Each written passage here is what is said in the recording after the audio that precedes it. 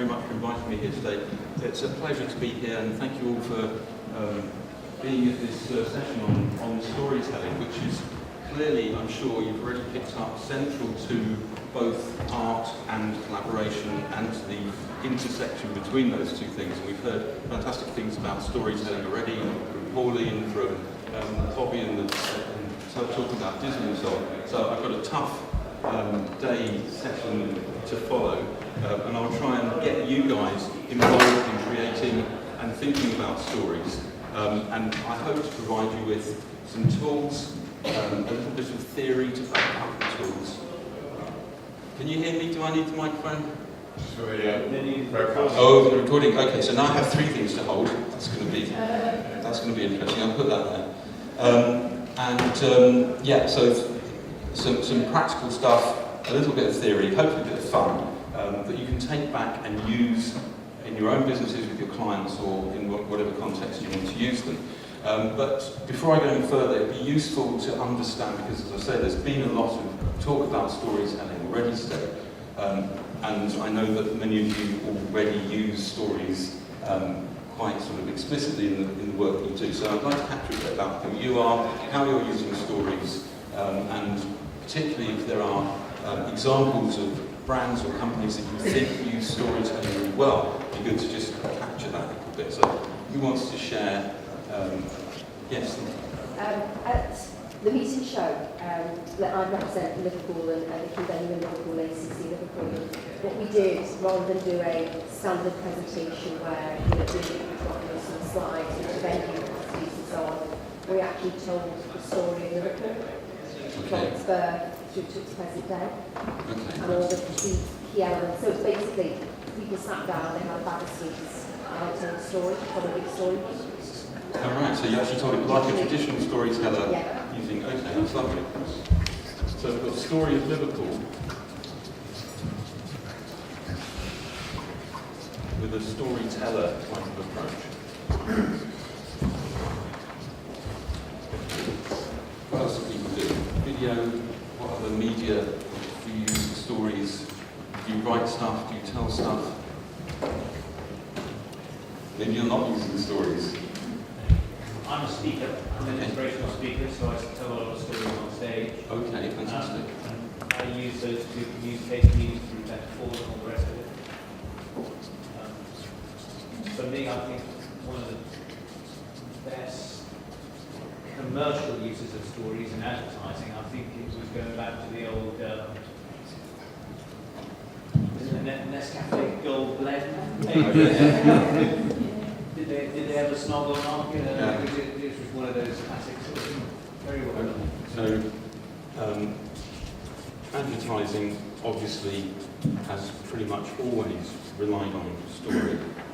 Excuse me, Ezri, anybody speaking to use the handheld mic with the recording as well? Sorry.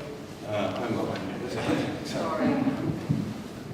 I'm a trainer, and over the years I've come to realise if I want my trainees to understand and remember something, I have to package it in a story, or it's a waste of breath, more or less. Storytelling is stories are the only things I actually remember. Okay. Hopefully, some of what we're going to look at this afternoon might shed some light on why that's the case.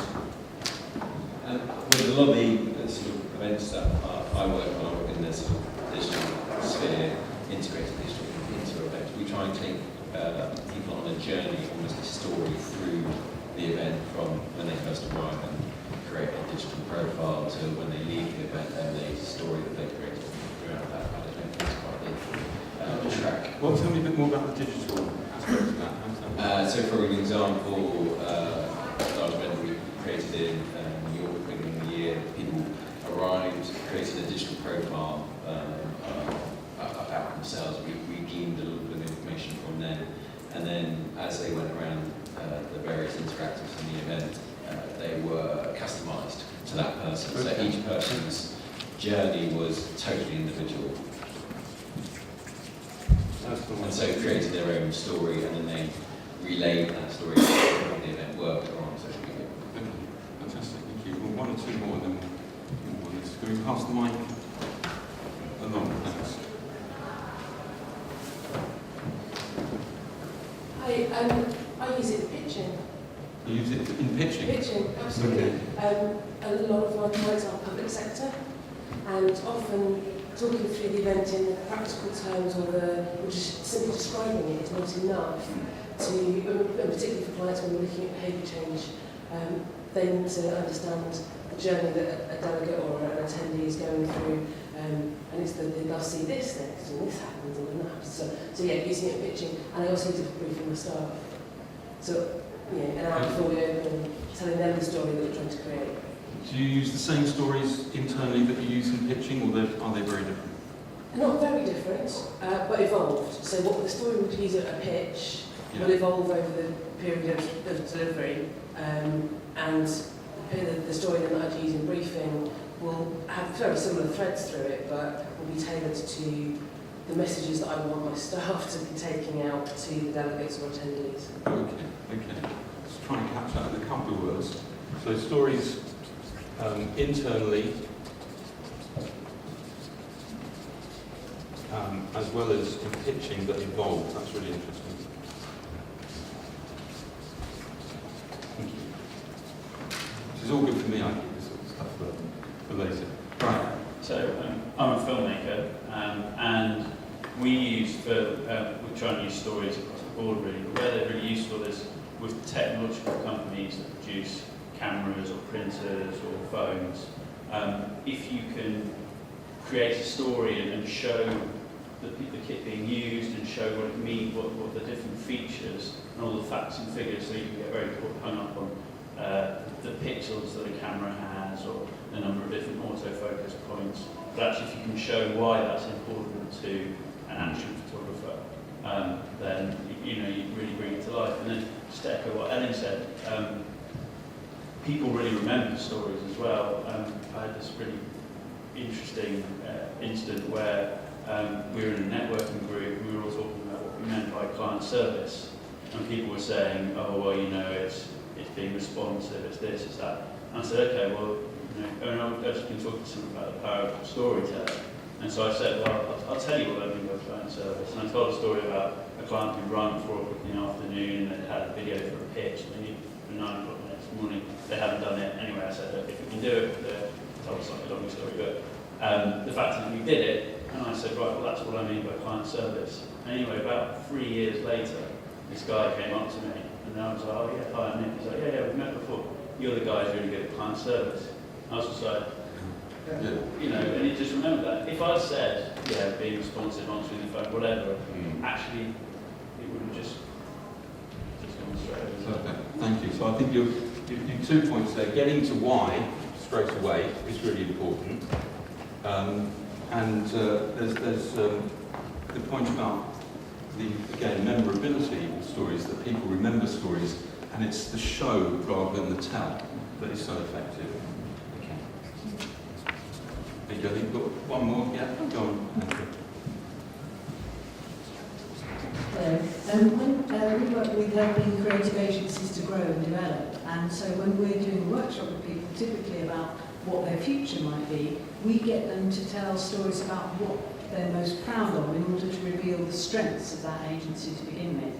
And part of the reason we do that is so that they're talking about how they feel, because then we know they're going to remember it, and then when we talk about what the future picture of that agency might look like, we also try and get them to tell that in a story format so that they can imagine and feel what that future picture might look like, and that helps to make it all feel human and real rather than businessy and technical. Fantastic, thank you. So emotions, I'm going to slip that in there. Emotions really, really important. You get feelings from stories, and that's very powerful. And again, I hope with the bit of time that we've got this afternoon, we'll be able to dig a little bit into why that's the case. So, just to very quickly bring you up to date, as Marco very kindly said, I was an in-house comms director. I worked in FTSE 100 companies, not-for-profit organisations and public sector organisations, a lot in the arts and education space. I'm now a visiting lecturer in public relations at the University of Greenwich. I'm a consultant, particularly focusing on the use of narrative, not surprisingly, in organisations, and doing some freelance writing for organisations that want reports and sort of traditional type of output, but with more of a story-based approach. I'm also very active in a number of professional associations, including the International Association of Business Communicators, or IABC. I'm on the Europe, Middle East, North Africa Region Board. It's a bit of a mouthful. But last year, IABC asked me to host a Pechakucha session for them. Are you familiar with Pechakucha? Okay, so it's a presentation format where you get a number of speakers. Each speaker has 20 slides and 20 seconds per slide to tell their story. So I was delighted to do it, but I thought, hang on, 20 slides, 20 seconds per slide, 400 seconds, that's about 6.5 minutes, right? I mean, who's got time for that these days? So I capped the time limit strictly at 5 minutes and called it, for obvious reasons, Rapido, and a whole new format was born. And what was interesting about this, because we did it in Brussels, it was very successful, and we've subsequently done it here in London and in Toronto, is that it pulled out 3 particular things that I think are relevant to what we're talking about today. The first, and this gives me the opportunity to use my favourite word, is concision. Concision is the art and craft of being concise. And of course, in today's business environment, we all experience the drive for less is more. And as somebody whose background is really rooted in writing and publishing, I often imagine William H. Strunk, the author of the famous writer's guide called The Elements of Style, standing behind me when I write, going, omit needless words. So doing the 5-minute time limit helped people to be concise. The second point was a thing called design thinking, which again, many of you will have come across. In the early 90s, David Kelly founded the innovations company IDEO, started to use the term design thinking to describe a set of skills that are sort of associated with what designers typically do, but have applications far beyond that. Things like problem solving and lateral thinking, and crucially, the ability to be persuasive about a number of different possible outcomes. And again, retains the concern with colour and shape and layout and form that's typical to designers. But the Rapido format got people thinking about design and using design thinking. And thirdly, of course, storytelling. By presenting them this creative constraint of getting their message across within 5 minutes, they were really forced to think more in story terms. I didn't go as far as insisting that they match a 5-minute structure to a 5-act structure for a story. Perhaps I'll do that next time, because we'll see how important that kind of structure can be in storytelling. But storytelling just does come with a health warning. Like any tool, it can be used for ill and for good, and has throughout history been used for ill, so please bear in mind that it's something that you have to use properly, that it's not a panacea, it does not solve every problem, nor is it necessarily applicable in every situation. In fact, some people are increasingly sceptical about the use of storytelling in business settings, and when you get a minute, try and have a look at this wonderfully entertaining video by an Austrian designer called Stefan Sagmeister, who lambasts people, particularly people like us working in the creative industries, who call ourselves storytellers, when he says the only real storytellers are novelists and filmmakers. But guess what? He's wrong. He's wrong big time. We are all storytellers. It is a universally shared experience, part of what makes us human, because it's rooted in the way that our brains are structured. And Pauline talked a little bit about that earlier, and I will talk a bit more about why the structure of our brains is so important in the way that storytelling works. By the way, if you do decide to have a look at Stefan Sagmeister's video, a bit of advisory, he uses some very choice language. If you're watching it in the office, you may want to use headphones. But it is, as I say, a universally shared experience, and for the sort of examples we've been getting here, you can see that given the choice between complex, accurate data and information on the one hand, and a reduced but importantly internally consistent story on the other, we prefer the story because it's easier to take in.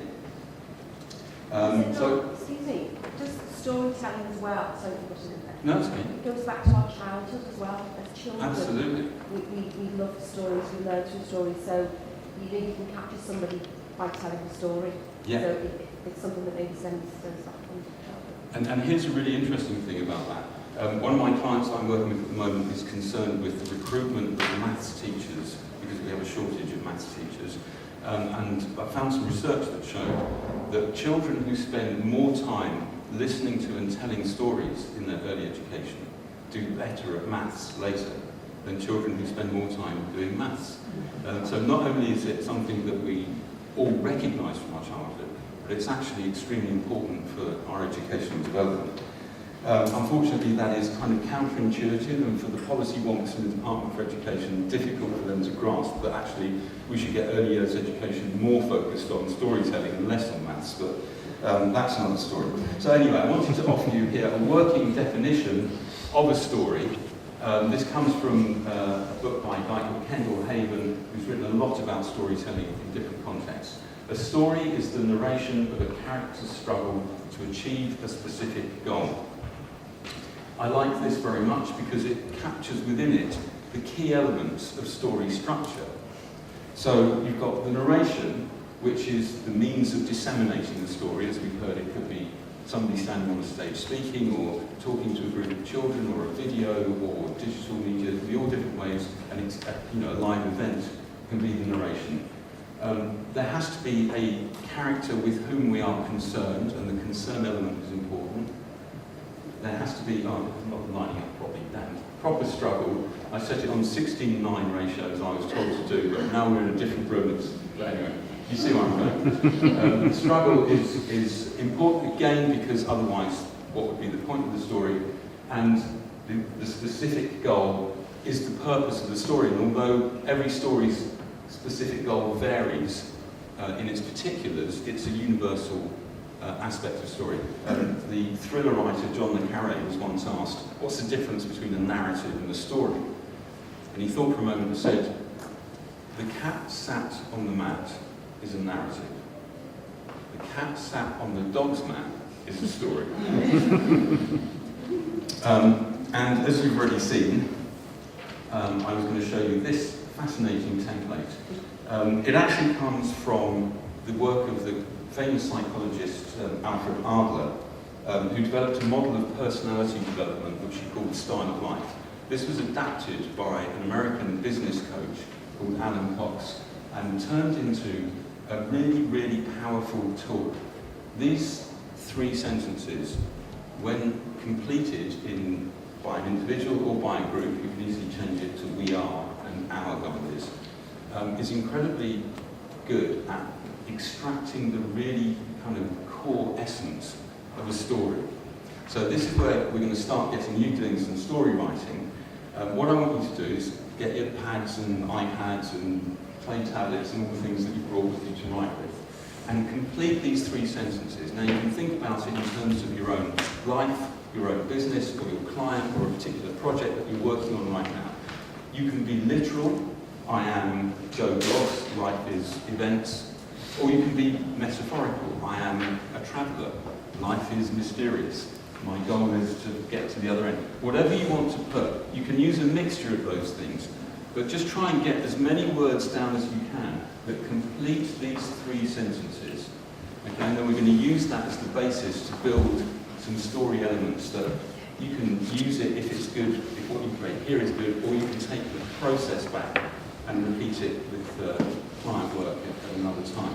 So just spend a couple of minutes grabbing that, and I want to find my water.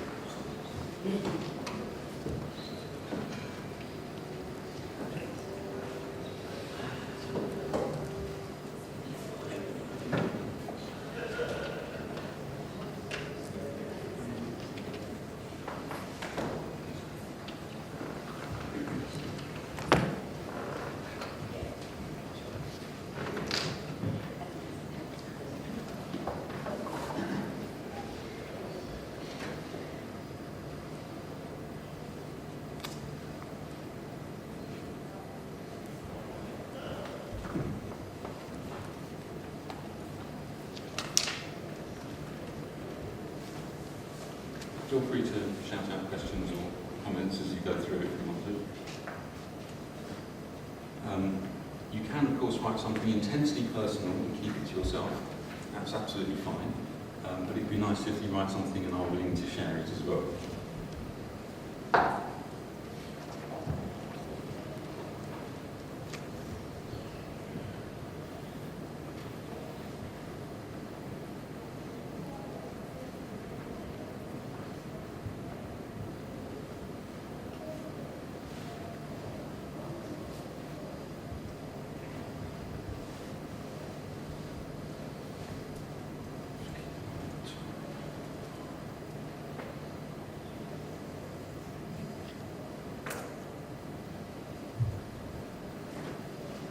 We started a bit late, didn't we? So, be okay if we go a little bit over 5 to 5, because otherwise we're not going to get through very much at all. It's already 22.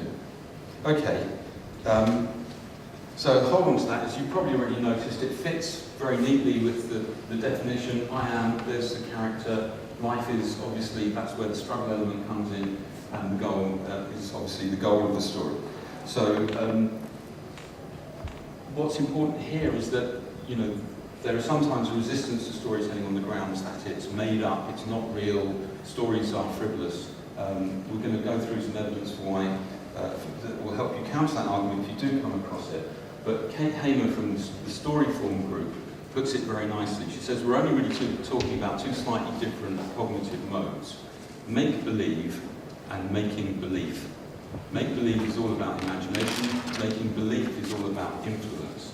So that's what we're trying to do with storytelling. We're trying to use elements of make-believe to make belief and use, therefore, imagination to create influence. The question, though, is why does storytelling work as effectively as it does? And the answer, as we've already hinted, lies in neuroscience, in the discoveries that recent technology have enabled, and also in evolutionary biology, as we'll see very briefly, I promise you. But with the development of what's called functional magnetic resonance imaging, or fMRI, researchers are able to see what's actually happening in our brains as we do specific things. And there are three particular functions that I want to pick out. Firstly, there's something called mirroring. It's quite hard to say, but you'll see what I mean. Researchers from Washington University did a study of people who were whose brains were monitored, being asked to read words, sentences and stories. When they read the stories, an interesting thing happened. The parts of the brain that were responsible for the actions of the characters in the story lit up in the readers. In other words, when a character in a story pulled a light switch, the part of the brain in the reader that would be responsible for that motor action lit up.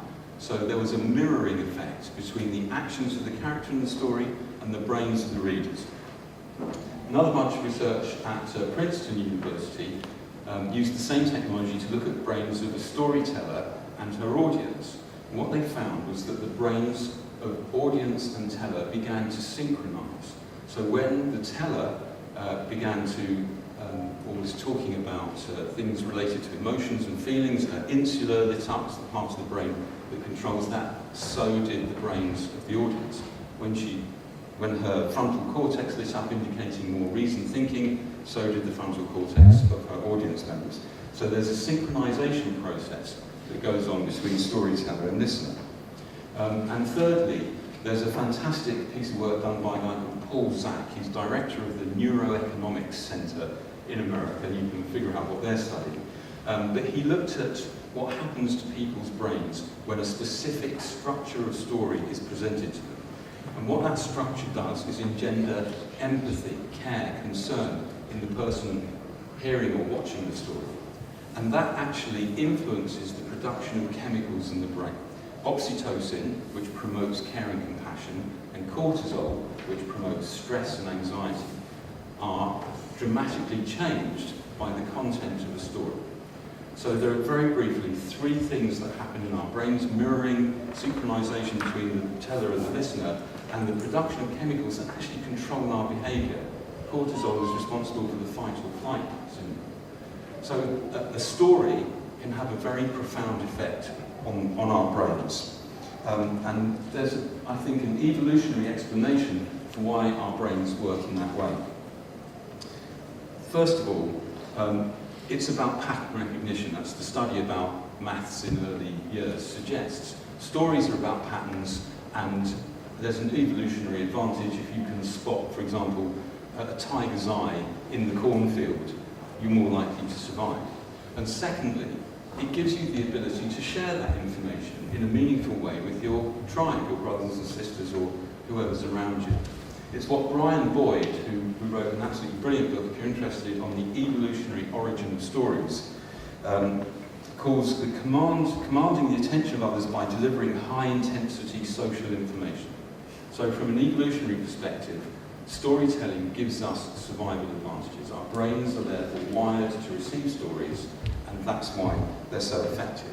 I'm going to venture off into my favourite territory here and talk a little bit about Gene Roddenberry, the visionary storyteller who created Star Trek. That's him on the right-hand side of the picture with a bunch of the cast of Star Trek on a visit to NASA's headquarters. He wanted to use storytelling on TV as a way of helping America to confront the problems it was facing in the 1960s. He wanted to create, in his own words, a program of such meaning and importance that it could ultimately change the face of America. But he realised that the network execs might take a dim view of this. Particularly in those days, there was still a lot of censorship around issues. So he had to kind of dress it up as an ordinary action-adventure story. When he went to pitch the Star Trek idea to the network execs, he had some responses ready-made for their sort of concerns. So they would say it's too complicated, and he'd say, no, it's not too complicated, it's just another horse opera, but this time they're riding spaceships, not horses. Or sure, it has some complicated words, but that's just for the flavour, like cop shows use police jargon for authenticity. What he wanted to do was to really confront tricky issues about race, about politics, about sex, economics, about the stupidity of war, but in a way using storytelling that would get past the TV censorship of the day. And I think he succeeded extremely effectively. Just one small fact, the first ever interracial kiss on American broadcast television was Lieutenant Uhuru and Captain Kirk. So he really did change the face of America. But the structure of each story in the series was important because it was a first for a science fiction series, it had continuing characters. So there were episodes, but at the end of each episode, you knew that the main characters would continue. And when you analyse the structure of Star Trek shows, what you discover is Freytag's pyramid.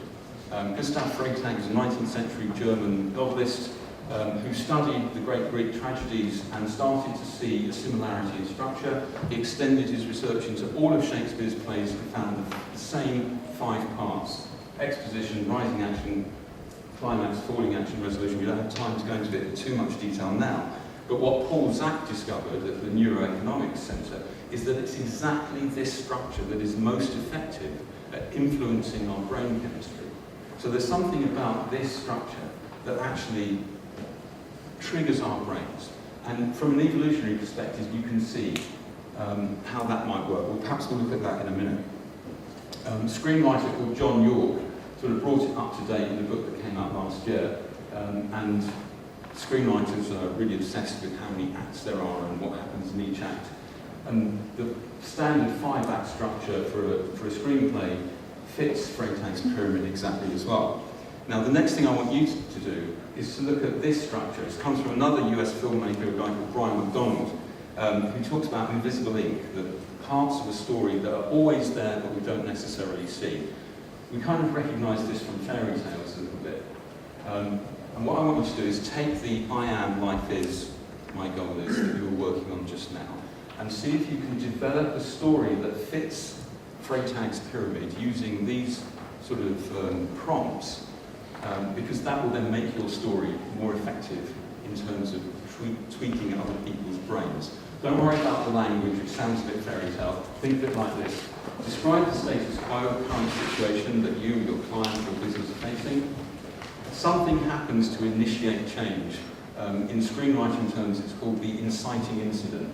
And John York reveals the secret. If you go to the movie, roughly 23 to 25 minutes into the movie, the inciting incident will happen.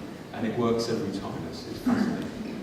A change process encounters obstacles until a solution is found and a new status quo is established. But of course that simply sets up the next inciting incident and the story cycle continues. So spend a couple of minutes, I think we've got time, just seeing if you can fit that paradigm onto the work that you've already done. I'll have another swig of water. I have got a whole section on how storytelling came to be prominent in business communications. But I've got a feeling that we're going to run out of time, so I'll do a potted version of that. Just give you a minute to look at this.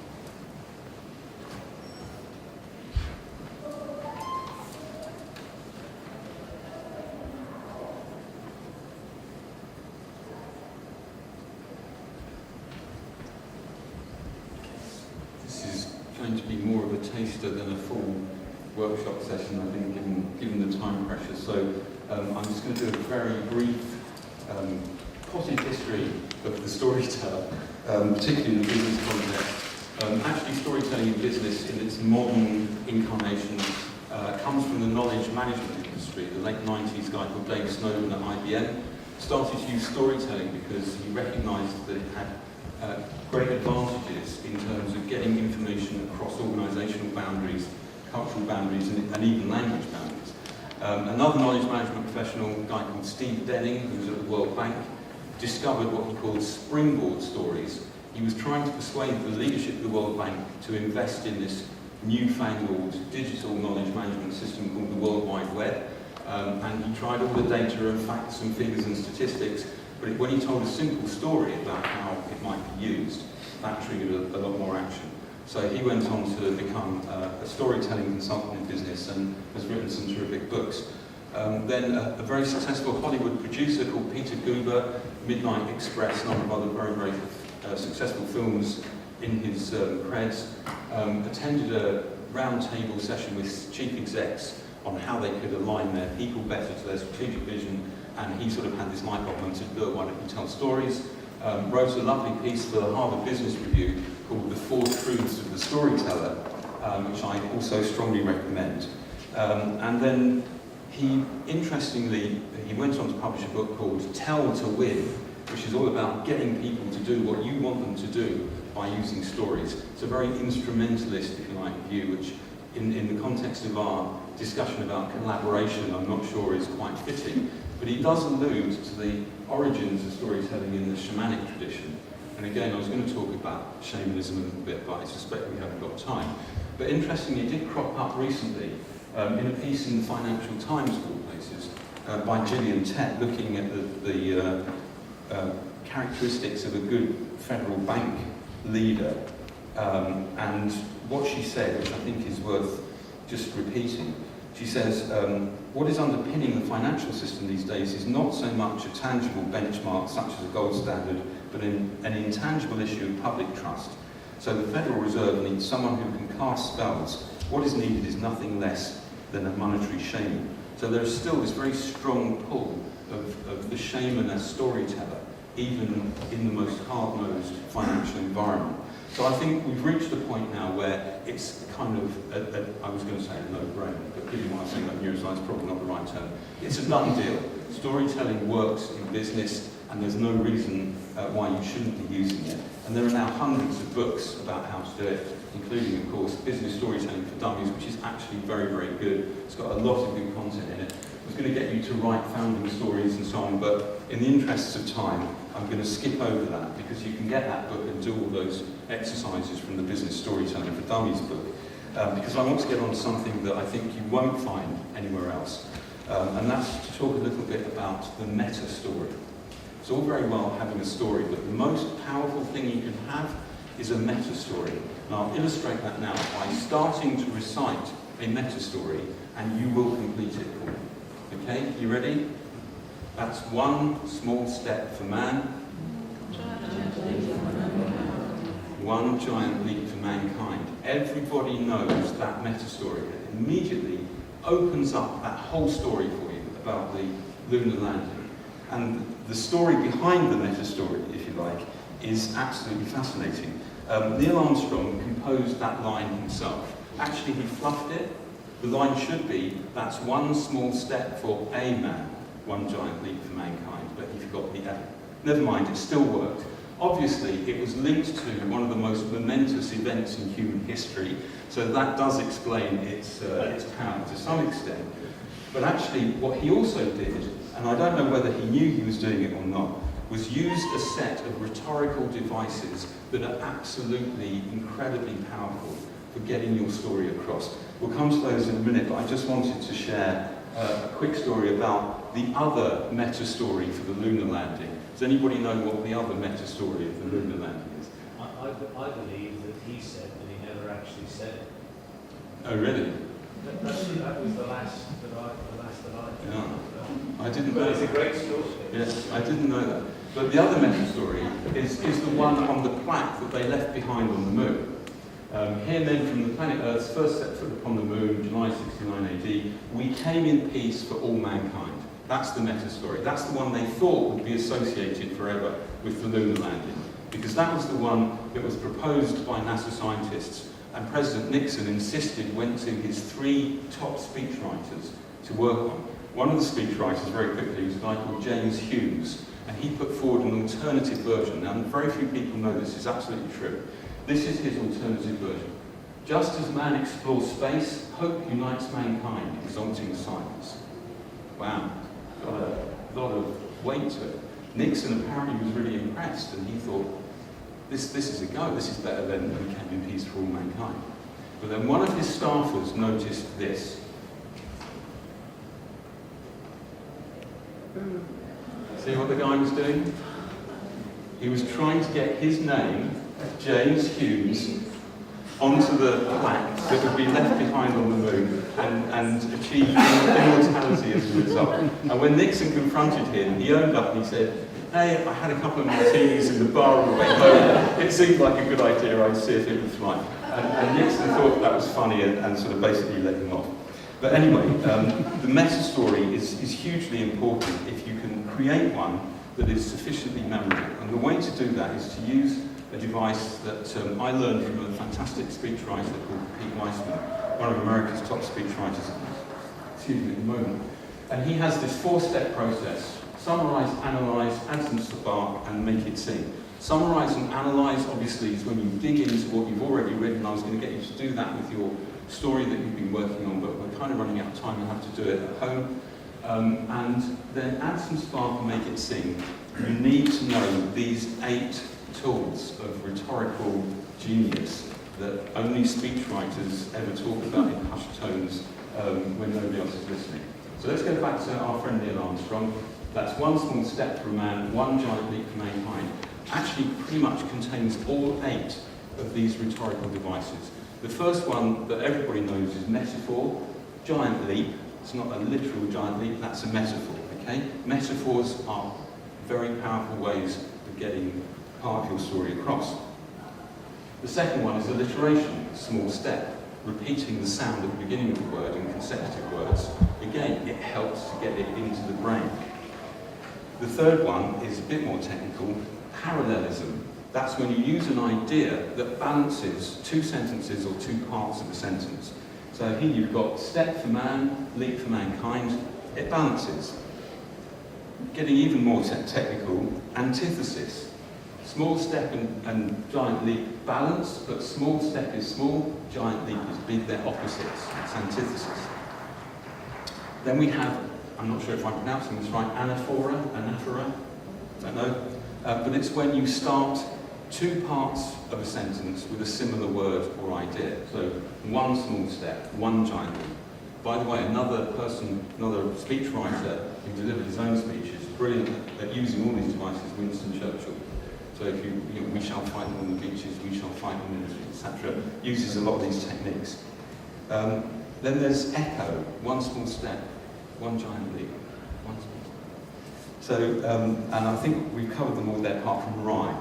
And mankind, almost a little bit of internal rhyme. But otherwise, all of those 8 devices, those 8 rhetorical devices are in there. So with the meta-story, it is really worth investing time in polishing the exact words that we use and looking for the kinds of things that lodge in people's brains.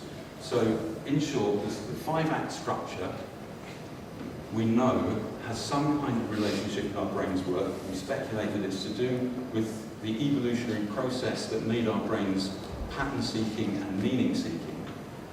And if you get a sort of hook that opens up the rest of your story, then you've got something very, very powerful.